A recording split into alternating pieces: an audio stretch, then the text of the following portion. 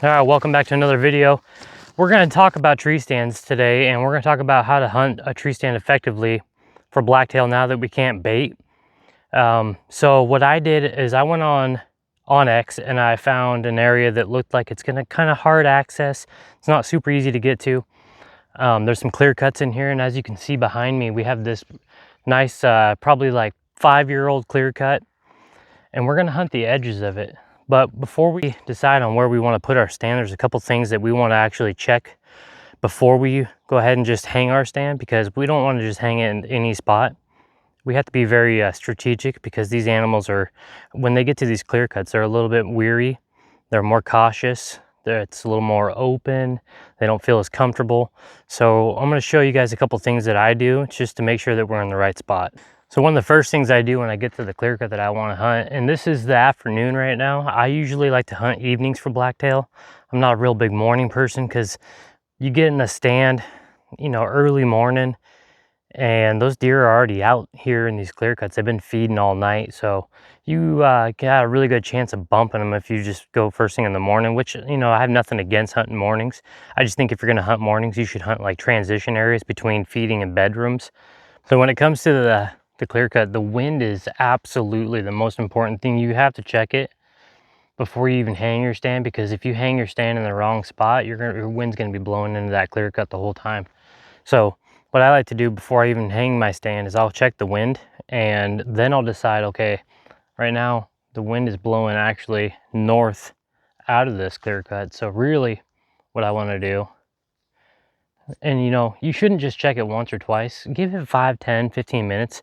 Really know that your prevailing wind and your thermals are acting a certain way before you go ahead and decide. Because if you just grab it and give it a couple puffs and it's just kind of going this way, and then a minute later it's going that way, you really don't know. So give it some time. Give it 10 minutes or so and just kind of check it. Just be patient, because if you're not using the wind to your advantage, you're gonna never see any animals. So you really have to make sure the wind, it is super crucial that you make sure that wind is going the way you need it to go. That way when you're in the stand, it's benefiting you, because if they smell you, it's game over. So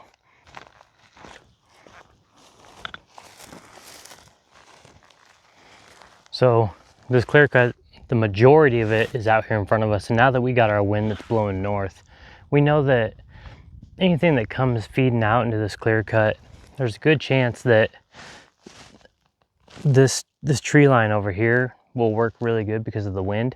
But the thing is now you got to think of another thing too. So the sun, right? You want to be able to see when you're out here in your tree stand. And like I said, I like to hunt the evening. So the sun's going to come up in the east and it's going to set in the west. So you got to think, when you're in the stand, you don't want to be facing towards the sun, because then if you're using binos and you're looking through them and you're trying to see these deer that are moving through this clear cut, you're not going to be able to pick nothing off. So what I like to do is I'm going to try to put myself as far west as possible, looking east. That way I can get my binos out in the evening and I can actually glass and pick animals up when they're on their way in, when I'm doing some rattling or using my doe bleat or whatever I'm doing. So just keep that in mind when you're hanging your stand. There's not just the wind factor, now it's the sun as well. So go ahead and just make sure when you're hanging your stand, you're hanging it in a spot that's going to make sense, because this is something that you guys have to put a little bit of thought into. You can't just go out there and hang your stand. You need to really use these couple different things, the sun and the wind. Mainly the sun and the wind are your two big things that you really want to make sure that you're doing to give yourself the best odds. Now the thing with trees, when you're picking your tree out, the one thing you got to really make sure you're doing is just scanning the top of that tree and looking for the ones that are dead, because if those trees are dead, that's going to be a no bueno. So you're looking for a tree that's, you know, fairly straight. Like this guy right here looks like he's fairly straight, and when you get to the top, you see some green, some growth. You can see that this tree's over here, nothing, and this one's got some green growth on it. That's what you're looking for. But the thing is, you don't want to have a tree that's right on the edge, because you're going to stand out like a sore thumb. If you can get back in the woods and find a tree that's pushed back a little bit but doesn't give you no shooting lanes, because a lot of these trees have dead branches, so you really got to be picky on your trees. And that one back there looks okay because most of my shooting lanes are going to be out that way. When you guys are out here setting your stands, make sure you guys have some sort of safety equipment. I use a tree climbing belt. That way I can throw a rope around the tree and hook myself to it. And that way when I put my sticks on, I'm always latched to the tree. And then I'll do that all the way up to when I hang my stand, get my stand completely set. And then I'll go ahead and just use a tether to the top part of it. That way I'm in the tree and hooked into the tree. Accidents happen. And the last thing you want to do is break your leg or fall out of a tree and break your neck, or, you know, your family's relying on you guys to make it home safe and do what's right. So just pick up a cheap one off Amazon, you know, that way you have a harness, and just make sure you guys are staying safe because we don't want you guys getting hurt.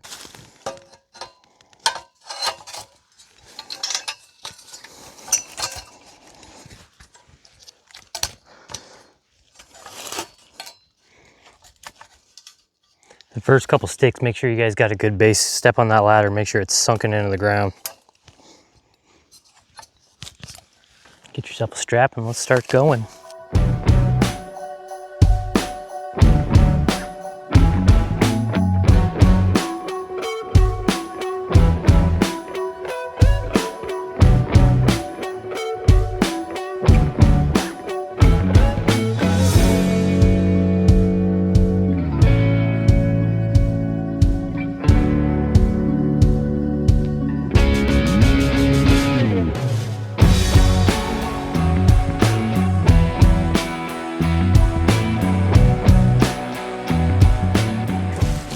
Guys, I know it looks funny, right? But really your safety is number one. You guys saw how I put that up there. It wasn't that bad. It didn't take very long, but like 15 minutes. Just make sure you're using something to keep you safe because you really don't want to fall and ruin your season. So now we're gonna go ahead and hang the stand. And I got a little trick to show you guys how I do that. It makes it like 10 times easier to hang your stand. It's just a simple little thing. All you need is, see if I can find it real quick.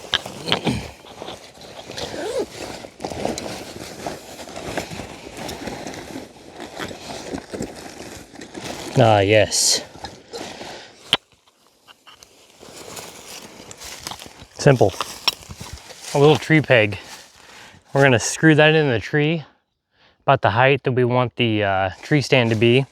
And then we're gonna pull our tree stand up there and we're gonna just hang our tree stand on this little hook. That way you don't have to sit there and try to hold it while you're ratcheting it down. It makes it 10 times easier. So let's go ahead and get the tree stand up.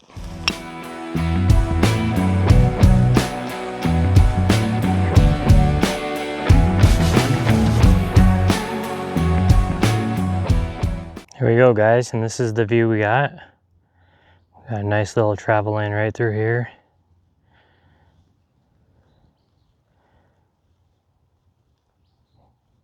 Just like that.